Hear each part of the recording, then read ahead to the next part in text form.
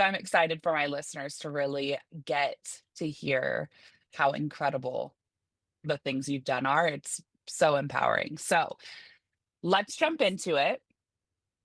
Can Okay, you take us back to the beginning of your journey? Where were you born and what was life like for you growing up? sure. So I was born in Cuba, La Habana, and I lived in the same house that my grandmother, my grandfather, my aunt, my uncle, my mom, my dad, my cousin, we all lived in the same house. Thank God it was a pretty big home, but it's Good. very typical for families in Latin America to live together, and particularly in Cuba.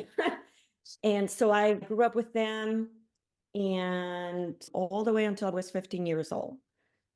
And at that point, I was 15 years old. When you're in the Latin Hispanic community, that is a quinceañera, which is like the 16th, sweet 16th here. So for that, for a celebration of my birthday, my parents told me we were going to a trip to Czechoslovakia for which I have never been outside of the country. It's very difficult to take a trip.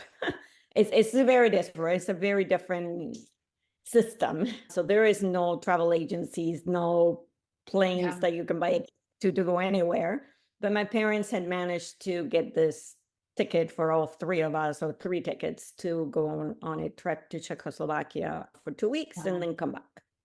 And that was the beginning of a big transformation in my life that ended up in first in Canada and then later to the United States.